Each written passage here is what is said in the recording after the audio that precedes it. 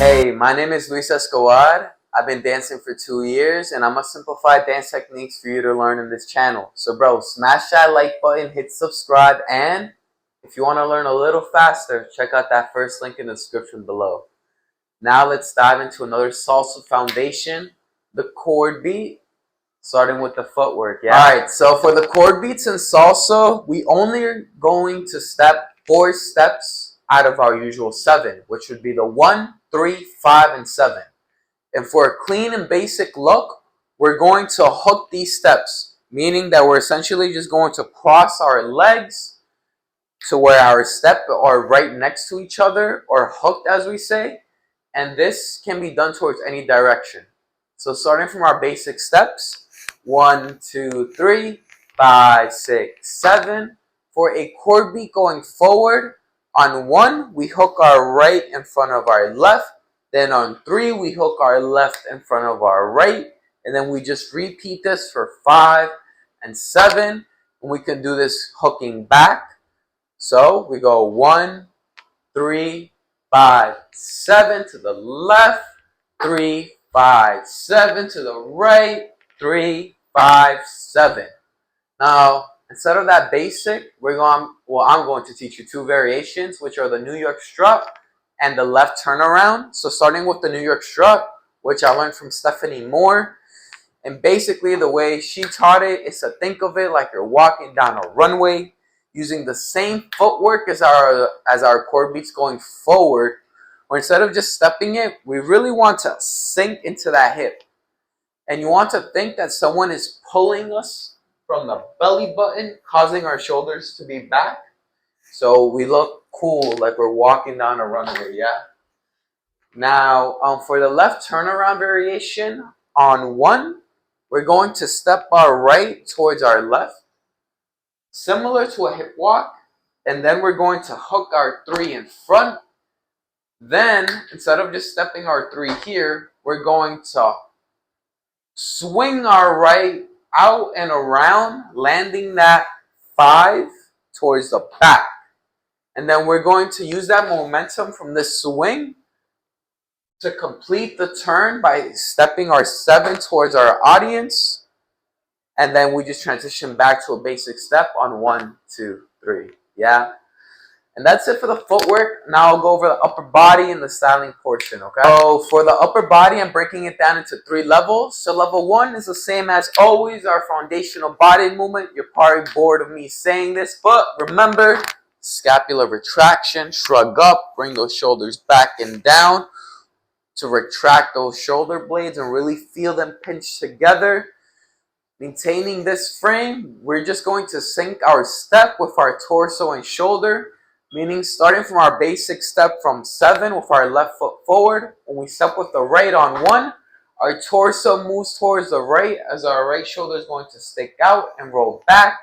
Then as we step on 3, our torso moves towards the left and that left shoulder sticks out and rolls back, and we repeat this for 5 and 7. And if you notice, my arms, they stay raised, the elbows are tucked in, and the hands are forming a diamond near my upper chest, because that gives a more masculine look. And if you want a more feminine look, keep your hands out here, yeah? Now for level 2, we style our left turnaround variation. So starting from our 7, as we step into 1, we cross our arms on top of each other with both elbows bent at our center. Then as we step our 3, we're going to wiggle our fingers. Now as we step our 5 towards the back by swinging that right foot around, we extend our right arm out from the elbow and around from the shoulder in a sweeping motion, in sync with our leg, yeah? Then as we complete this on 5, so imagine this is 5, just bring your right arm back to that cross position in parallel. And then as we step into that 7, sharply uncross those arms, yeah? So 7. And if you notice, I don't flare out my elbows. I keep them tight by my rib cage for a clean look. And then you could just easily return back to your basic frame on 1, 2, 3. Now moving on to level 3, we style our New York strut, which is my favorite. So starting from our basic frame on count 7, as we step into 1, so think of this as 8, we swipe our nose with our left hand in a thumbs up position while our right elbow tucks into our rib cage and our forearm is up with the wrist flexed down, yeah? So this is 8, and then on count 1, we sharply throw that right hand downward and around to our head, ending with the pointer finger at our mouth, mimicking a shh gesture on 3. While our left hand swings down from the elbow to our left side, yeah?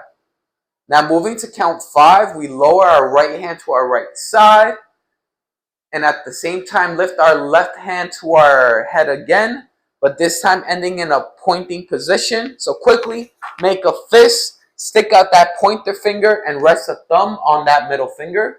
And from here, we're going to direct our gaze with that pointer to the right.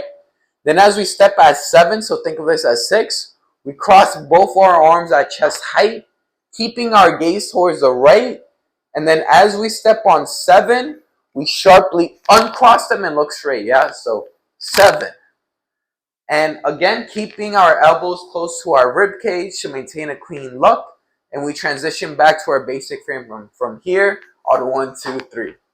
And my throat is hurting, but thankfully that's it for the upper body. Now I'll demonstrate it to music.